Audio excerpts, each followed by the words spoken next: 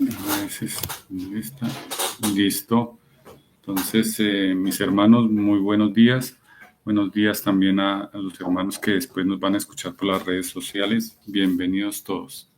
El título del sermón de hoy, para que lo anoten, es ¿qué quieres que haga?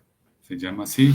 Y ahora que estamos ahí todos tan bien acomodados, sentaditos y relajados, les voy a pedir que nos pongamos de pie y vayamos a la Biblia, nos ponemos de pie en reverencia a la palabra del Señor, porque no es cualquier palabra, sino que es palabra de Dios.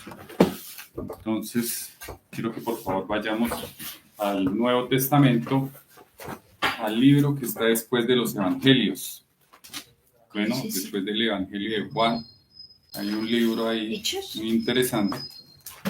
Yo creo que ya todos lo conocen, es el libro de Hechos, ¿cierto? Creo que vayamos por favor al capítulo 9 del libro de Hechos de los Apóstoles. Más exactamente al versículo 6. Hechos capítulo 9, versículo 6. Y vamos a reflexionar en este versículo, mis hermanos. Pues, ¿ya lo tienen? Hechos capítulo 9, versículo 6. Dice así la palabra del Señor. Él, temblando y temeroso, dijo: Señor, ¿qué quieres que yo haga? Y el Señor le dijo: levántate y entra en la ciudad y se te dirá lo que debes hacer. Muchísimas gracias. Ya nos podemos sentar, mis hermanos. Bueno, como bien les dije, el título del sermón, ya se lo van a encontrar en redes sociales, es ¿qué quieres que haga? Bueno, aquí en el contexto de este pasaje tenemos al apóstol Pablo, ¿cierto? Todos conocemos que tenemos aquí al apóstol Pablo. Y a ver, tenemos aquí al apóstol Pablo y el cual iba camino a Damasco, ¿sí? Con carta de aprobación para capturar a los cristianos que incluso encontraban en el camino y llevarlos presos a Jerusalén. Ahí podemos ver en el comienzo del capítulo este contexto, se llama el contexto inmediato. Bueno, Pablo se encontraba persiguiendo a la iglesia y es importante tener este contexto porque nos va a dar, ¿cierto?, más, nos va a brindar herramientas para poder entender qué fue lo que pasó acá, porque no es cualquier cosa lo que pasó acá y pues esto es de lo que les quiero hablar. Saulo estuvo en la muerte de Esteban. Si nos vamos un poco más atrás al capítulo anterior, estuvo en la muerte de Esteban, uno de los discípulos del Señor, ¿cierto? Apóstol incluso del Señor, y sostenía las ropas de quienes lo apedreaban, ¿cierto? Lo podemos ver también ahí, lo cual nos deja ver que en ese momento, en el momento anterior a que pasara esto que acontece aquí en este versículo, el apóstol pues tenía firme convicción de ir a por la iglesia y hacer todo lo que fuera posible para acabar con ella. Incluso muchas veces los sacaba a los propios cristianos de sus casas llevándolos a rastras. Aquí, ya que estamos ahí en Hechos, por favor, miremoslo. Vayámonos al capítulo anterior, a Hechos capítulo 8, y leámoslo ahí en el versículo 3 para que estemos seguros, porque la palabra de Dios nos lo dice. Dice en Hechos capítulo 8, versículo 3, y Saulo, ¿sí?, porque en ese momento el nombre de Pablo era Saulo, y Saulo asolaba la iglesia y entrando casa por casa arrastraba a hombres y a mujeres y los entregaba en la cárcel. Quiere decir esto, como les dije, que actuaba con total diligencia y convicción profunda de que lo que estaba haciendo era lo que tenía que hacer. estaba convencido que esto estaba bien. Sin embargo, también sabemos que lo que hacía lo hacía en ignorancia, ¿no? Una vez el Saulo, ¿cierto? Escuchó la voz, ¿cierto? Que se acontece aquí. Entendemos que se tuvo que haber sido una voz fuerte, una voz de autoridad, una voz que lo hizo reflexionar y preguntarse, incluso, ¿quién eres, Señor? Ahí lo podemos decir. Entonces el Señor le dice, soy Jesús, al que tú persigues. Cuando escuchó esta voz no fue rebelde, ¿sí? Sino que contestó con absoluta sumisión. Duró 3 días reflexionando al respecto, 3 días en los que no comió ni bebió absolutamente nada, reflexionando al respecto. Entonces vamos a meditar al respecto de este versículo 6. Lo primero que dice es temblando y temoroso, es la primera parte. En la gran mayoría de los casos, cuando el ser humano se encuentra en la presencia directa con Dios, con la gloria de Dios, la reacción normal es de temblor y de miedo. Incluso la misma creación ante la presencia, ante la gloria de Dios, del Todopoderoso, del Omnipotente, del que hizo todo, el cielo y las estrellas, la tierra, todo lo que podemos ver y comprobar y lo que no, el mundo espiritual, ante la presencia de ser de nuestro Dios, la creación no tiene otra que temblar ante su presencia. Dice en Isaías 66:2, mi mano hizo todas estas cosas y así todas estas cosas fueron, dice Jehová. Pero miraré a aquel que es pobre y humilde de espíritu y que tiembla a mi palabra. Bueno, entonces lo importante, ¿cierto? Lo importante no es solamente tener este tiempo o esta reacción, porque muchas personas la han tenido y nosotros seguro que hemos escuchado o incluso experimentado momentos en los que nos desvanecemos, momentos en que lloramos, momentos en que nos encontramos en una dificultad y de pronto el Señor nos rescata y es un momento de suma alegría o de suma de arrepentimiento en los que nos podemos desplomar y es un sentimiento normal. Lo importante es ver lo que pasó ahí. Que el ser humano tiemble ante la presencia del Señor es completamente normal. Lo normal, lo importante es mirar qué se hace después.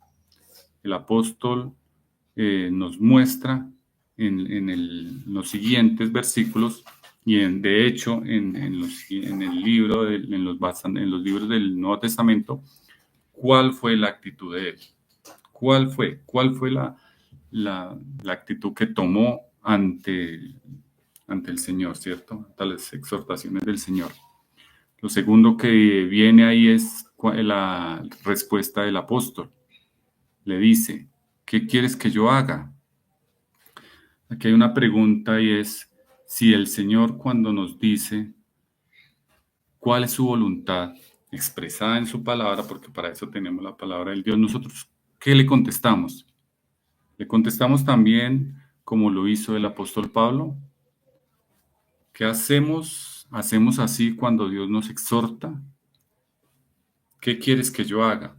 O más bien en nuestras oraciones está el decirle, ayúdanos en esto, o haz esto y aquello. Y si haces esto, entonces sí. ¿Cómo son nuestras oraciones? Les invito a que reflexionemos al respecto de esto. Pues nos deberemos dirigir al Señor en humildad, en fe y precediendo la voluntad del Señor. Vayamos a Santiago, mis hermanos, porque Santiago nos muestra cómo es la manera en la que tenemos que pedirle al Señor.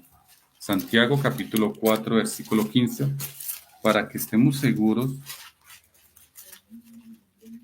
de cómo es la manera en la que tenemos que dirigirnos al Señor, ¿no? Santiago capítulo 4, versículo 15, dice,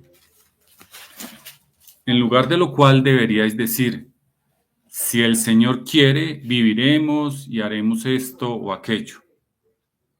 Nosotros podemos pedir muchas cosas al Señor, pero que siempre esté por delante la voluntad del Señor, porque ¿quién sabe más? ¿Dios o nosotros? ¿Qué nos conviene más? ¿Nuestra voluntad o la que tiene preparada Dios para nosotros? El propio Señor Jesús nos da ejemplo de obediencia. Él no vino al mundo a hacer su propia voluntad.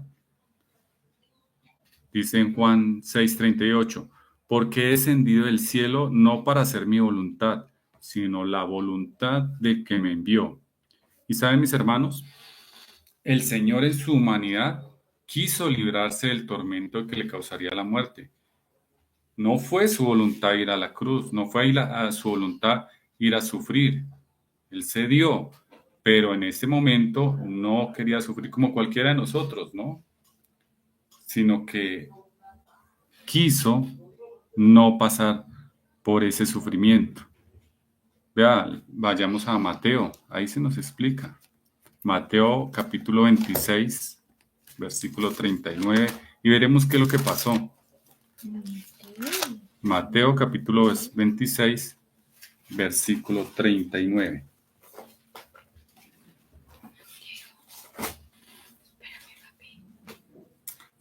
Mateo 26, 39 dice, yendo un poco adelante, se postró sobre su rostro, estamos hablando del Señor Jesús, orando y diciendo, Padre mío, si es posible, pasa de mí esta copa, pero no sea como yo quiero, sino como tú. ¿Está claro? Dios, el Señor Jesús, se sometió a la voluntad del Padre. Era la voluntad del Padre por encima de su propia voluntad. ¿Qué quieres que yo haga? ¿Qué quieres que yo haga? Dice el apóstol Pablo. Aquí el Señor le está diciendo, sea tu voluntad primero antes que la mía.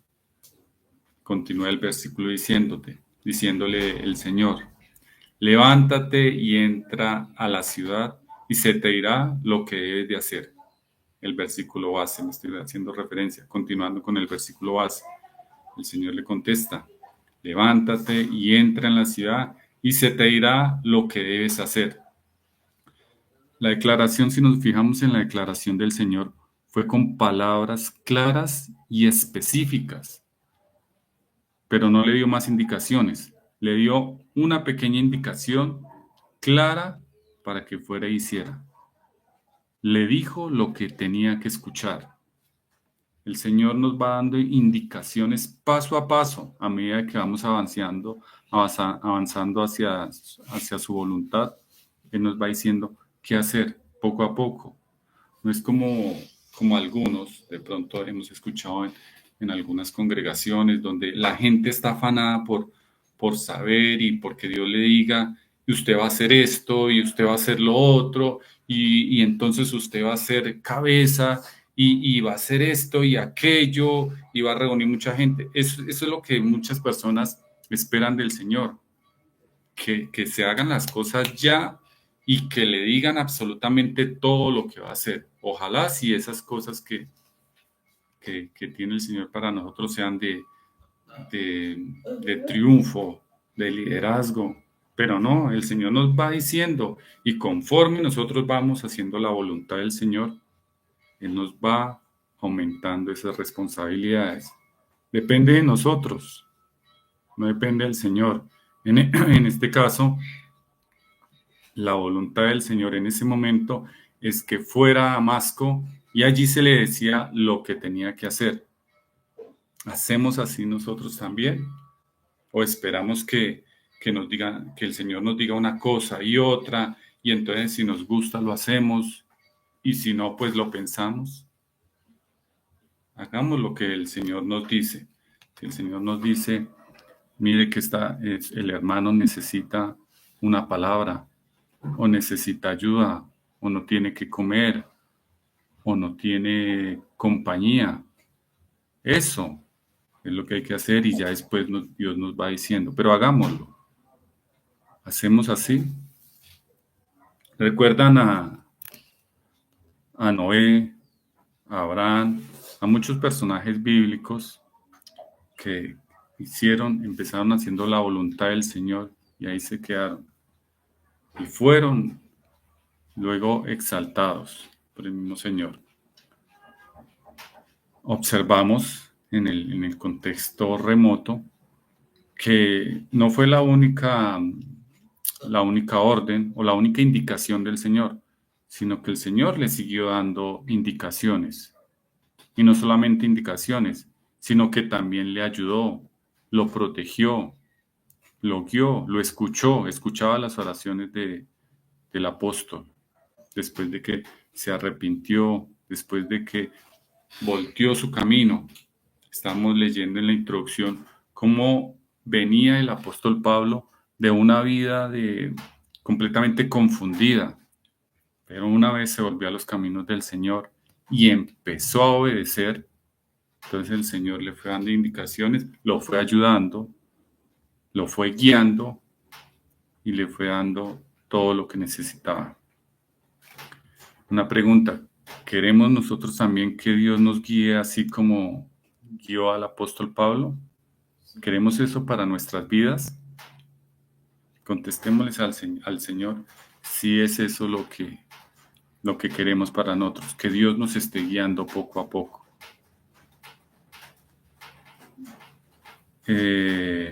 Eso es lo que tenemos, eso es lo que queremos para nuestras vidas, ¿cierto? Obedecer con fe, sabiendo que del Señor es la vida eterna. Vemos en lo corrido de la Biblia, donde se cuenta la vida y obra del apóstol Pablo, que a partir de ese momento el apóstol permaneció en su decisión firme por obedecer al Señor hasta el final, hasta que fue muerto. Permaneció, y a partir de ese momento en que su vida dio un vuelco, en que sintió, en que se cayó después de que el Señor le habló, en que sufrió ceguera, tomó la decisión y permaneció. Yo los invito, mis hermanos, y primeramente a mí, porque Dios habló primeramente a mí, en que tomemos una decisión y tomemos ejemplo para hacer la voluntad del Señor, para permanecer en la voluntad del Señor. Mis hermanos, es el mensaje que tenía para hoy para ustedes, primeramente a mí. Y como siempre, oro al Señor para que por favor nos ayude a cumplir su voluntad, a estar en su voluntad y a obedecerle. Por tanto, si me permiten, oro para que en lo corrido de esta semana recordemos estas palabras y las pongamos por obra.